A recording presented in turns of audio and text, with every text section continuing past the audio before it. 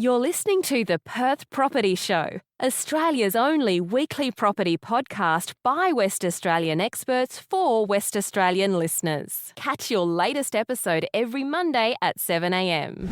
Good morning, everyone. Welcome to the Perth Property Show. My name's Trent, your host, as always. This week, for the first time in 198 episodes, we are talking architecture. It's taken me a while to get someone of this caliber on the podcast, but I was definitely waiting to get someone in with a resume to this caliber, and it's Jimmy Thompson, director of MJA Studio. Thank you so much for coming in, mate. It means a lot, and I'm super excited to learn a bit from you today. Thanks, Trent. Happy to be here. Jimmy, just like a lot of the heavy hitters in the property development, property investment, real estate industry we've had on the last few weeks, I'd like to talk about you. I want to talk about your life, and then we'll segue into talking about the impact you make, the challenges you have in doing so, and the opportunities that Perth has. So if we can start off with little Jimmy, 17, 18 years old, coming out of high school, did you always know you wanted to be an architect? It was actually like when I really wind it back, there's a couple of events. One, I remember walking down Nan Street with my sister Claire, and that's down in Fremantle. And she showed us this building on the corner there, and it was a building that Michael Petroni did in probably 1988 or so. So it would have been pretty fresh when I saw it. I would have been 6 or 7. What sort of style was it built in? Well, it's a really interesting building because it basically holds the street, but it's essentially almost a courtyard warehouse apartment building. Okay. The original building is all the windows have been taken out, and you've essentially created a void behind there to create the open space for the apartments behind. And I remember Claire saying, well, check this out, and me asking, oh, what is this? And she goes, this is architecture. And I was like, wow, that's cool. And it's still like, I walk past it now and still go, it's an awesome approach to building in the West End, and it's still a damn cool building. And I told Michael about it because we've done a bit of work together over the years. And I'm sure he would have been chuffed. Yeah, it was good. It was a good chat. And the other one was a book that I read, probably similar sort of age, out there in the Netherlands, and it was in the library, and it was a kid's book of animals' houses. And so it went through like the bee's house was like, it was a sectional diagram cut through a bee's nest, and it was like this pimping penthouse apartment. And then they had like this, the beaver's house was like this riverside kitchen window, which then had a raking sort of profile, which overlooked, the river and everything. And I remember just getting into the idea of houses and building and difference. So they're the two things that I really remember. And I guess this is obviously really deep-seated. You're talking about when you're in primary school here. Yeah, absolutely. And then for a while through high school, I probably thought about doing more graphic design. You're one of the art kids in the art class most of the time. Yep. Yeah, art and history. It's definitely a lot better doing that than maths and science. Yeah. Not too bad at maths, but science wasn't great. But definitely all the humanities I was much, much better at. But yeah, I think almost through high school, especially later on, it was always something which I thought was likely to be the thing that I wanted to do. Interesting how there is this really big industry and career pathway like architecture, drafting, all those things. But in high school, most schools never touch on any of that. You have to wait to get out of high school before you even pick up any of that equipment. Yeah, like we did a bit of tech drawing, but it was only, I guess, through the school that I went to at JDC was designed by Broderick, and so that had a fair bit of architecture within it, and I knew his son who went through school with us, so I knew a few architects, and I guess there was a bit of culture of that. It's interesting that there's a few different urban designers and other crew who are trying to start running like walking tours with high school kids to take them around to different projects. Tim Dawkins at Urbis is doing it. And I think that's awesome. I think we really need to talk about the why. The why is so important, about why things can be better, why you should give a shit about what you do, and how you can get a better built environment. So look, most of Perth, most of the world right now has a skills shortage. Is there a skills shortage based on career pathway through university, I guess, in architects? Is it hard for you to find good architects at MJA, for example, right now? We are relatively fortunate because we've got a good culture within the studio and people want to come work with us. We hire slowly and sustainably, and we've been okay. If you needed to grow fast at the moment, you would really struggle. And especially landscape architecture, there's probably an even more severe shortage. In architecture, I would say there's a shortage, but I would think that everyone's going to get jobs relatively easy compared to when we graduated. Yeah. Well, and that's a stigma that I remember when I was in university, and we can talk to your pathway there in a second, is that I remember it's a really long degree and a lot of people dropped out pretty quickly because they had this cool idea they wanted, I guess what we think the rosy side of architecture is, and they got bogged down in the 5 years of it pretty quickly. Year 2, 3, half of them are dropping out. Was that the reality? Is it still a reality?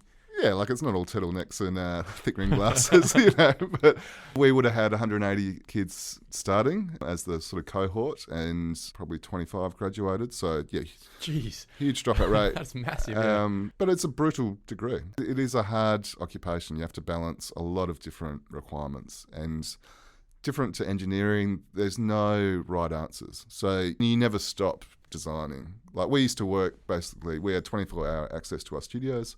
We would work 16 hours a day, 6 days a week, basically, and we'd be there all night. And it was great because there's actually an environment where you worked with your mates, and there was also, a friendly competition around it. Like, guy sitting next to you is just drawing a killer perspective or section, and you're like, now I've got to do that, Yeah, and breeds competition, breeds new ideas. The juices are flowing. Very much, and you share a lot through that time, and I'm still really tight with a lot of the people that we went through uni with. There's probably 8 guys in the studio which we all studied together. So I think there's a part of that. There's also, you've got to be really thick-skinned to get through architecture school, and in a way that's good training for your future career.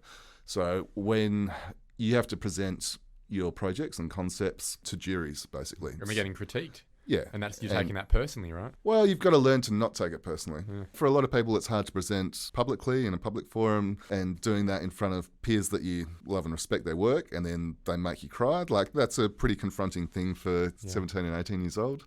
So you get a big dropout rate in the first 3 years because it's a double degree. But the people who stay, they'll kick on. But then a lot of people who study architecture go and work in other fields as well. There's very good skills that you have to learn around critical thinking, around presentation, creativity, which are useful for lots of different careers.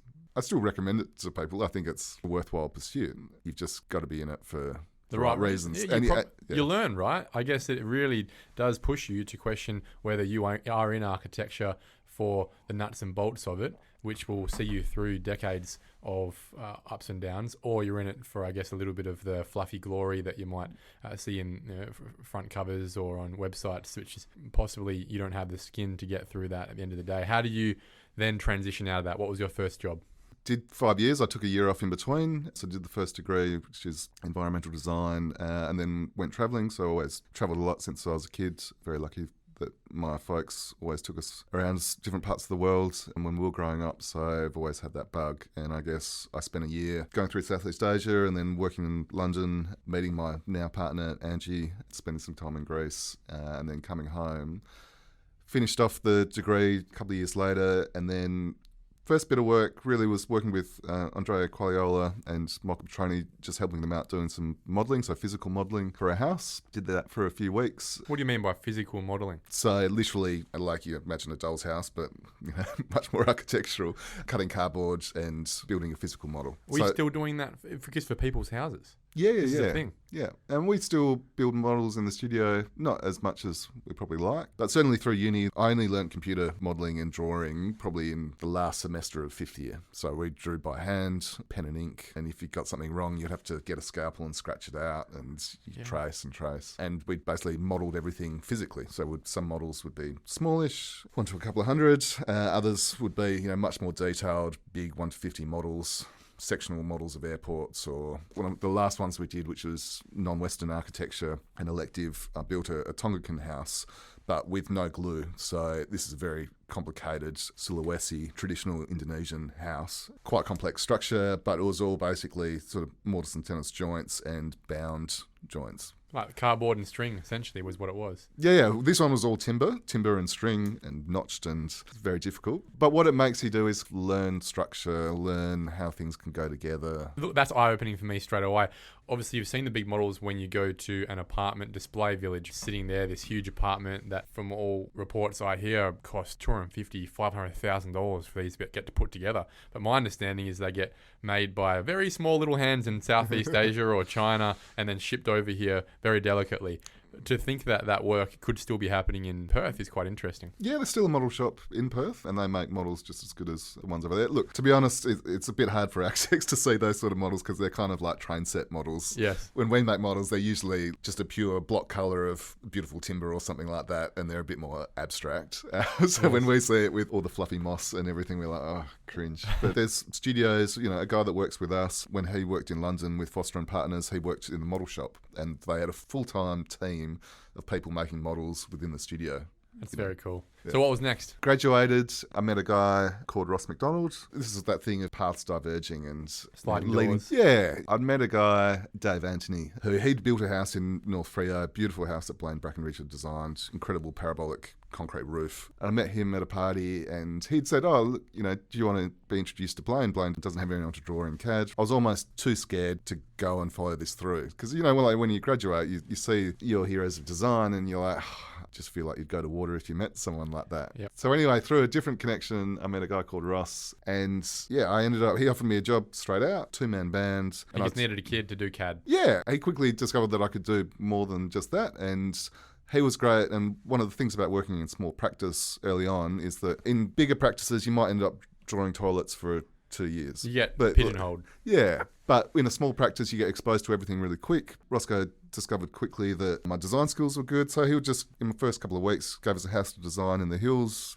Incredibly beautiful, great site up in Gidgegannup. Which, by the way, is a suburb with the longest median hold time in Perth. Do you know that? Really? Yeah, people live in Gidgegannup in their house for longer than any other suburb in Perth. That's really interesting. Yeah. And it's beautiful up there. Obviously, there's some fires recently, and unfortunately, that house got burnt down in the fires, which was really sad. Yeah, heartbreaking. Yeah. So working with Roscoe was a really great opportunity to get exposed to design, documentation, and delivery, and property development. He had a background in property and also in construction, so I learned a lot. So I worked a couple of years with him, and then again, me and my partner Angie, we decided, no, we want to go away for a year. So we took a year off and just travelled around the world.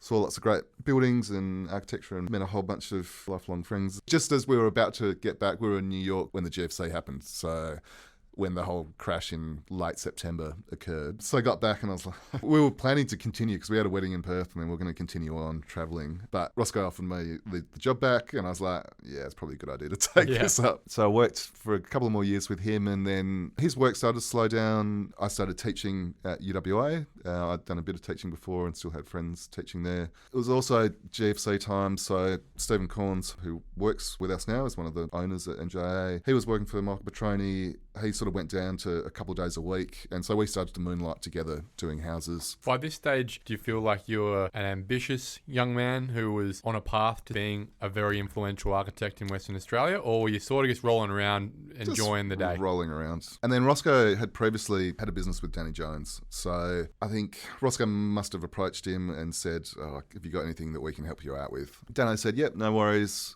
How about you help us out with the State Reception Centre? This was for Choggum, going back 12 odd years now. So we went, great, we'll help you design and deliver this building. And then he also asked me to work with him on a project down in Coogee for Australand on the peninsula there. I reckon it was one meeting or presentation that I did with Dano, and either fake it till you make it, or you get into situations where you do your thing and you find a confidence in what you do. And that's confidence probably driven by travels and understanding different places where things work differently to Perth. So I remember referencing and talking about a whole different bunch of scenarios for waterfront developments. Anyway, off the back of that, Dano was like, I want you to join MJA. At the time, it was McDonald Jones. I want you to help change design culture. And he really wanted to get me, Wes and Mark working together. I thought that sounds a lot better than being unemployed. Yes. But also kind of surprised. It's like I was 29 and I was suddenly thrust into a design directorship kind of role. I'd never really been involved in business, or parents are both doctors and surgeons, but we weren't entrepreneurial kind of people. So it was like, yeah, sure. Like I said, it sounds better than being unemployed. Yeah. So I took it on, and I guess took it on also because Danny understood that the business needed to change. It needed to change direction, and that things in Perth were going to be different going forward. When was this? This would have been 2010. Late 2010. He was finishing his career. He'd done a whole bunch of different stuff, but he wanted to exit. I guess he recognised that he really wanted to get Mark, Wes and myself working together. And some young guns with new ideas, Yeah. fresh perspectives. And it was a really interesting time in Perth. The studio itself was very different because it was 12 staff, so much smaller than it is now. Pretty much all men except admin, and there was no music in the studio. Everyone wore the same clothes, and you walk in and you go, wow, this has got to change. There was appetite for change between Mark Wes and myself, and so over a period of years, we essentially bought out the other directors and turned it into something very different. And like I was saying, this was at a time when design advisory committees had just come in. So Alana McTiernan, she was at the time, would have been Mayor of Vincent, so she'd established one there. And that started to change the game in terms of incentive-based planning policies. So in the city of Vincent, where we are now, essentially for design excellence and sustainability outcomes, you could get bonus plot ratio and height. And that was huge because suddenly, a lot of our older clients we could talk to and say, well, we could start talking about the value of design and something that developers could actually really engage with. It's not just a one-to-one service here. Yeah.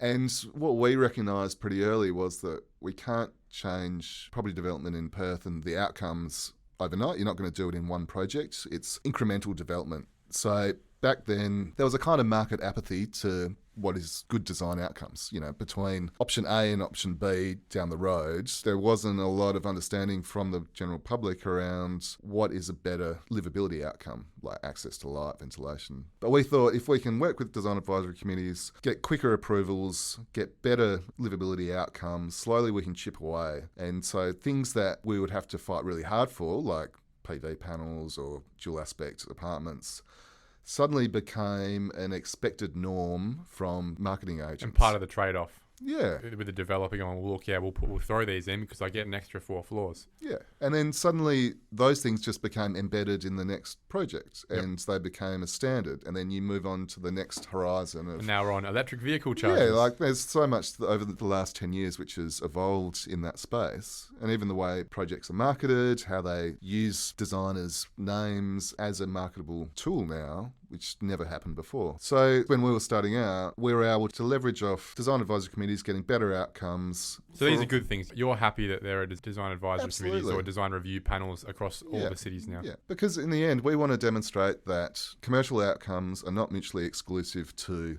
end user amenity and aspirations of the local community. You want to actually demonstrate that triangle is mutually inclusive. Especially when you have incentive-based planning policies, that's where you can really clearly demonstrate it. And that's where we see better outcomes. And I think Perth's much better for it in terms of we've got to get people to understand that you can live in a home, which is an apartment, and it can be a really great thing for you. A viable option. And I think this is the funny thing. Across most of the rest of the world, including the parents of my wife, for example, who live in Switzerland, they've lived in an apartment. They're quite comfortable financially. They've lived in an apartment, the same apartment, for the last 23 years.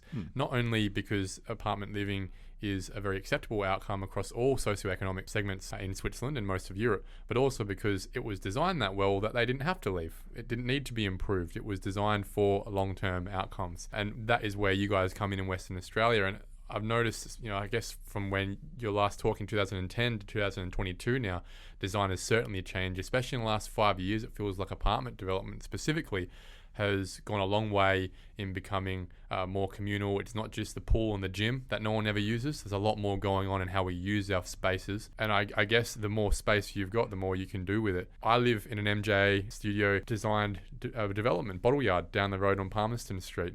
And whilst the developer ended up going broke, it was a very well awarded design that I think still stands up as a very usable design. Over the years, I guess you've started to build a brand to a point now where even myself, someone who's not specifically very strong in design, I can recognize when, that MJA must have designed that. I can see it. How have you been able to build that? Has it come out of all the technology now that render technology comes through and you've just got your own filters or your own specific style? There's a lot of archways going on these days. I personally can tell, that must be an MJA. And I go, oh yeah, I'm right. All right, let's go back to what our purpose is as a business. It's like we all spend an inordinate amount of time in buildings. We don't spend enough time outside, essentially. We spend a lot of times, whether it's at work or at home, in buildings. And so we have an inherent responsibility that we create happy, healthy buildings because there's a distinct relationship between, physical and mental health and the buildings that you inhabit. And we want to exceed our clients' expectations of what we can achieve on projects. That's part of our purpose. So doing those two things together. As part of that, we have a series of values. One of them, I won't go through all of them because it might take a while, but the main one is like design like you give a damn. Don't do things just for the sake of doing things. Like actually have context-driven buildings which have got deep thought in them. And so I would counter that we don't have a in-house style, but I'd say we have a consistent approach in the buildings that we do. One that's in Northbridge is going to be different to one that's in Subiaco or Karrinyup or anywhere else. But I think there's a consistency of intent in what we do, and people can probably recognise that because we honestly really give a shit about what we do. We spend a lot of time designing and redesigning and trying to get outcomes that work for our clients, that future residents or end users, but also the local community. And we like to work collaboratively. We like to work, and like I was saying before about, do I like the fact that we have design advisory committees? Absolutely, because they're part of the process of actually holding us to account. And the better buildings that we do, the more trust that people have in the development industry. And that's really important. And then the other side of the coin as well, when you do a great job, they're there to applaud you as a third party, not just a town planner who wouldn't know any different either. Yeah. And it was really interesting, for instance, at the Bottle Yard. So we took over that job from another architect who couldn't get through to design advisory committee. And I think it'd been rejected at DAP. So we were approached to review the scheme and we said, look, it doesn't work. You've got to start again. And there was already an action group against it, local residents. So we came in, and at the time John Carey was Mayor of Vincent, and we held some public consultation at the Northbridge Hotel. That meeting started, it was pretty raucous because everyone had essentially expected that we were just going to continue on the old scheme and try and get this whole thing steamrolled through. But we took a very different approach, and it was on a Saturday morning, and we just presented, as we would to a design advisory committee, all of our research into the neighbourhoods, around how it was used by the Murra people, how it was the market gardens when Alan Bonds owned it. Took them through the whole story and presented really respectfully around the reasons why this building's going to be like it is. And we'd changed heights, but there was a whole lot of context-driven design decisions around window sizes that referenced adjacent Federation housing, around how we could use bottle glass colours that were covered on site to be integrated within. And by the end of the meeting, the whole tone of the room had changed, and everyone from going from some pretty nasty heckling to people charged up, to actually being really stoked that they might not agree with all of the height, and we ended up negotiating to push it in different spots, but they understood that we were designing like we give a damn, and that we understood the neighbourhood, and in the end, we had members of that same action group speaking in support of the submission and proposal at DAP. And that's the thing, like, you've got to treat people with respect and not just say, well, they're just people in NIMBYs. They're not. You just haven't talked to them enough about what you're trying to do. And there's another project, Horner William and Alma, up in Mount Lawley. So this is a project with Parcel Property. Is this the Fringe project? Yeah, it is. Again, really vocal opposition from neighbours. We ended up getting it approved, and in the end, some neighbours bought apartments in there. But what was really interesting was years later when it was completed, we were there with Dion Robson taking photos of the project, and this old local nonna, walked past and she asked us, "What are you doing here?" I was like, "Oh, we're taking photos of this project." And she's like, "Well, what did you have to do with it?" It's like, "Oh, we were the designers." And she goes, "We didn't want this building, but we liked this building." And that's the thing that over time, if we can demonstrate, and it's not just us, but developers and architects around, that you can get quality outcomes, you'll start to actually break people's perception of Bit of trust. Yeah, you've got to build trust. Another project for Tim Willing, Clifton and Central. Well, it's just been completed. Yeah, it's pretty close. It's almost there. It looks finished to me. Yeah. But it's the same thing. Like, there's a lot of community angst, but now when you're there with neighbours, they see the craft and the brickwork. They see the care that's gone into it. That looks like a project that no one should ever have a problem with. That's a project that absolutely fits into the fabric of Mount Lawley to a T. Who would be objecting to this in the first place? There's always objectors. I don't think we've ever had a scheme that's had total support of our neighbours. But look, that is totally fine. There's projects that I disagree with. You can't just expect because what you're doing and you think it's right, that everybody should think it's right. Yep. But what we need to do is have better conversations about the why, and do it earlier. And also then show people the successes. We always try and get councils and design advisory committees that have supported us or not to come back to projects when it's completed and to see it. So when they review in the future, they can go, "Oh yeah, I understand why you're trying to do that." And again, it's building trust. What was your favourite project in the last 12 years being at MJA that you look back on and go, I'm really proud of that? It's a really hard question. It's like, which is your favourite child? Yeah, and of many children. Yeah. I really like that we work on a diverse range of projects. So while housing is our probably speciality, we work on everything from small scale to large scale, from 4 apartments in Cot to 800 apartments in other girls' schools. So we do stuff for Department of Communities and we do high-end luxury stuff. Jimmy, pick your favourite child and tell us which one we should go have a look at. Let's string this out for a bit so I can think about which one. But it's the same thing. You go from student housing to aged care anyway, and hospitality and all the rest.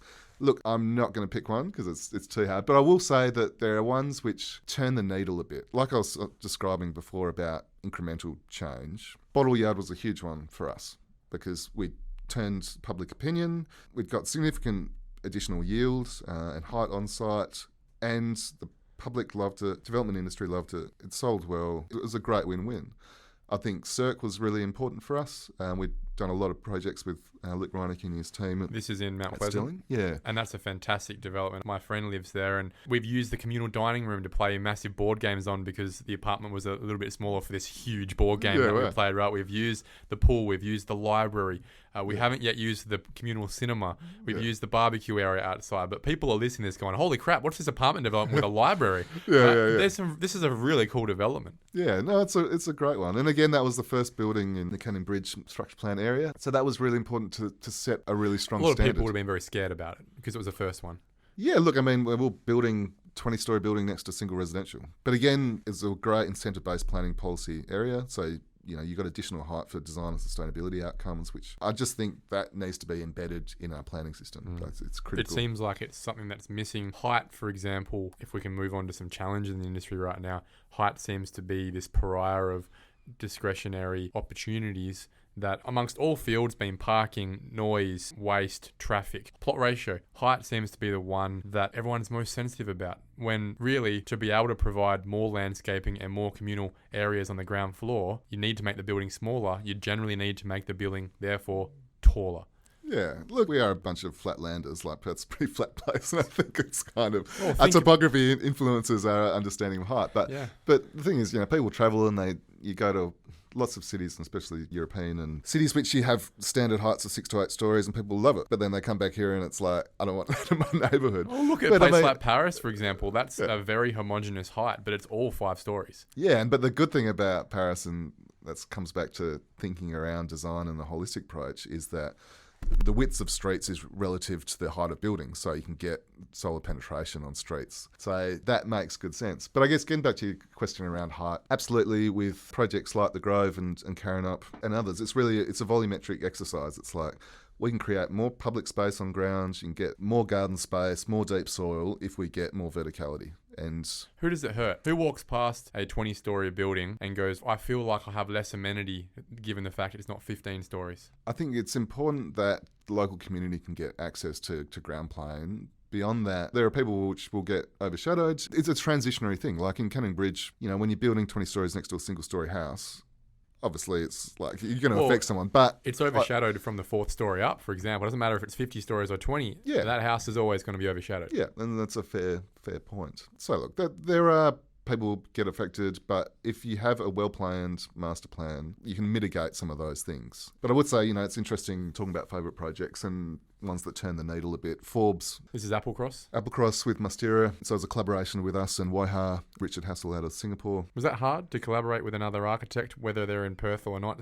I don't know that architects like to collaborate much. They all have their own style and their own ownership of things and everything. We don't have a lot of ego about what we do. We like collaborating. Woiha are incredible architects. So it was an opportunity. Absolutely. And we do JVs with lots of architects. It's like anything. Like you want to collaborate with people who have got aligned values. Don't work with dickheads. Yeah. It's a kind of common rule in any kind of business. Yeah. So what was good about Forbes? Well, Forbes turned the needle in terms of green plot ratio. That's a 100% green plot ratio, which is, we're required to do 10% deep soil, or if you can't meet 10%, then to get to an aggregate of 20% structured planting. But this was at 100%. This was 3 points of light and natural ventilation, to every lobby space. This was public access at ground and first level. This was creating a vertical apple cross. That whole thing around concept, design, resident amenity was completely unheard of. Now it's under construction, which is amazing. It's going to be an incredible building. But we were originally looking for a lot more height, and we were really trying to leverage those outcomes to prove that really great design should warrant increases in height. Well, the argument there is if this is such a good design, such a good micro community, you should be availing as many people as possible to this immediate locale, right? Absolutely. Every time you don't add an extra floor, it's 4 more families or 2 more families, whatever it is, that don't get to access that on a daily basis forever. And look, with that one, and when especially talking about turning the needle, in Singapore, Richard had gone through a process of over years demonstrating that 100% green plot ratio was achievable. And the mayor in Singapore had been trying to get developers to do it for a long time. How do you do that? Explain to everyone how you get 100% green plot ratio.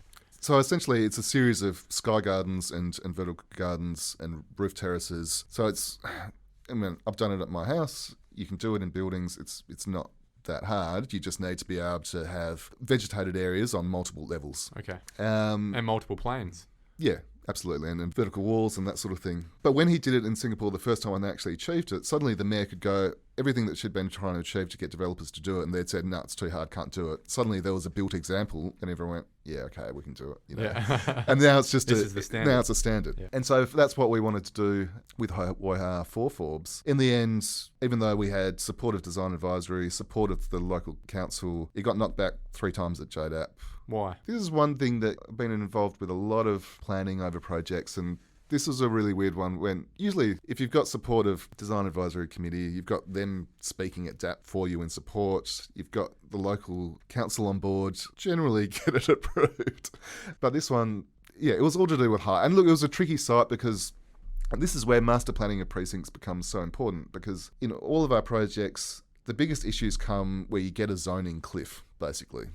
Transition. Yeah, when that transition's too steep, even with the best design, you're going to get someone who's going to call it out and go, even though it's a master planning problem, it's a problem for you and your project. And that really was the problem at Forbes. Everyone recognised how good the scheme was, but it was a height issue and it was a transition issue. So that came from the M10 zone to the H4 zone. So a 10-storey with bonuses to a 4-storey with not really any bonuses. Yeah, that's a bit of a difference. Yeah, it's a steep cliff to deal with. And so in the end, we didn't even get to the discretionary height limit. We were 13 stories. And that really impacts the feasibility of a development that is spending more money than it probably would have had to on the things that try and make it world leading. Absolutely. So in the end, it's a very different type of project. Ended up being much larger apartments. It's going to be it will be a world leading project. And so very happy that it's under construction and going to get built.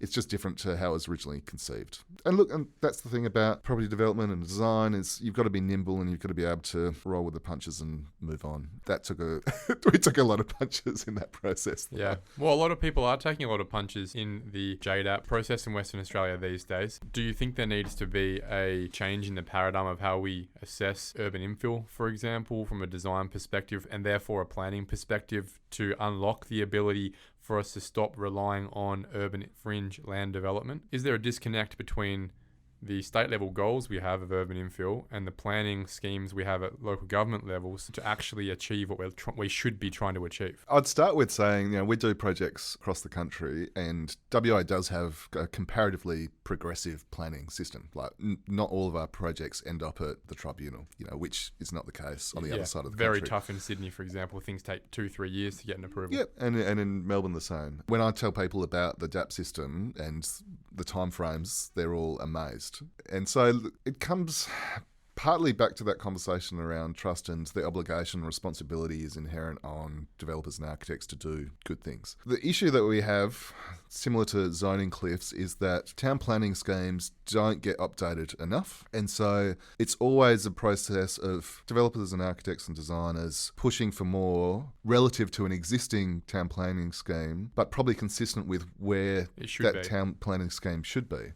And that's where the disconnect is.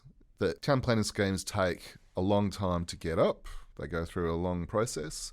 and then as soon as they're installed, they're almost out of date. And that's kind of the issue. And that's where a lot of conversations around height and discretion come back to, because it's how does your proposal relate to the existing town planning scheme? And there is often a disconnect there, and not because the proposal is wrong, it's just because to achieve the goals of the state, the town planning schemes just aren't always consistent and up to date with where they need to be. What are you excited about when it comes to what you guys are doing with regards to new design? Where are we going in the next few years? Where if I was living in an apartment like Bottle Yard, for example, right now, which was designed and built 5-6 years ago, to if I moved in a couple of years into a new development, what will the differences in my day-to-day life be as an infill resident? You know, talking about incremental development, and it's similar to what I was describing about working in the studio environment. Now we've got a lot of great developers and great architects constantly innovating and pushing new ideas, and that's creating a really good positive loop. So everyone has to compete with one another. Look, I think compared to other parts around the country, our apartment planning and our access to light and ventilation is far superior. Where we probably lack in comparison to other places is the craft of building, because we have such a relatively low median house price compared to our construction price. Until that really improves, we won't be able to compete with the quality of external materials, the quality of the craft of building. We can definitely compete in terms of ability to get great natural light and ventilation, but our budgets in terms of delivering communal spaces and things like that. Yeah, and also just the facades is limited compared to places like Sydney and Melbourne. Now, that's a relatively minor difference in terms of the experience of the end user, but it does change about how proud someone is about the building that they live in. And it's, again, comes around to breaking people's perception of multi-residential development or mixed-use developments, where it's like, it's not Buckridge Flats anymore in people's minds. It's actually a really crafted thing. So I think that will improve, because I think we're starting to see the shoots of that median sort of apartment and unit price start to creep up. Well, it needs to, as you said, for a lot more of this quality and communal spaces to be able to come in, there needs to be a bit more in it for a developer to provide those things in the first place, and then that becomes the standard going forward. Yeah. Things like that would be, you know, this is one query I've got I'm quite concerned about for existing apartment buildings is how the hell are we going to get EV chargers into all these apartment developments, not just from a design perspective, but even from the allowed power. Services, Yeah. And it also comes down to, you know, how fast can you charge? Now all projects we do have all got EV, pretty much all they're EV ready for every car bay. Pretty much every large scale project now is minimum 5-star Green Star. And a lot of that, there is a lot of contractor responsibility in terms of dealing with waste and procurement of materials. Again, these are things which are becoming norms, but not necessarily affecting how you would inhabit the residence. You wouldn't notice most of it. Yeah, but they're incredibly important standards to do on a global sense. You know, we've got to get better at our waste streams and how we procure materials, and also the health and lifespan of materials and then their effect on the end user. I think that's also something which probably has come out of COVID, people thinking more about the effect of materials and building standards on mental and physical health. So I think there'll be more of that. You know, we're seeing a lot more wellness elements come into communal areas, you know, where you have hot, cold pools, you've got, you know, ice baths, you've got, you know, all sorts of things which a few years ago people might have cynically said, this is some lefty yo-go Well, I think about things like parcel collection. You know, one of the big issues at Bottle Yard, as an example again, is that your HelloFresh comes in or your Uber Eats come in. Half the time I go out there, it sits out in the sun at the front gate because no one's been able to deliver it. These days, I expect parcel collection would be a norm for most apartment developments. Absolutely, and that's something which is definitely now integrated. But I think as well, you know, there is going to be changes to transport. You look at the success of e-scooters, and especially on inner city sites, you know, like Bottle Yards. Where do you store these? What provision do you have for drone transport, which is probably not as far away as people might think, you know? That's going to be a big one, because that'll totally change how you deal with parking. And I think that's the interesting thing of like a project like the Girls' School in East Perth. Huge scheme involving heritage renovations to turn it into a hospitality precinct. A cemetery. Opposite the cemetery. But the old Girls' School gets turned into a great hospitality precinct. Breweries, bars, restaurants, new home for Outrage. Across the road, supermarket, new public space, new parks, a whole bunch of retail. But what was critical there was the affordable housing delivered by Assemble and Housing Choices. A big aspect of that was getting parking above ground. And typically in planning terms, to do that is the biggest no-no, like to have exposed parking. But when you start to unwind the reasons why and you think about what's going to happen in the future with thousands of projects with multiple levels of basement, which you're using incredible amounts of energy to mechanically ventilate and light. What happens when we don't need to use them that much?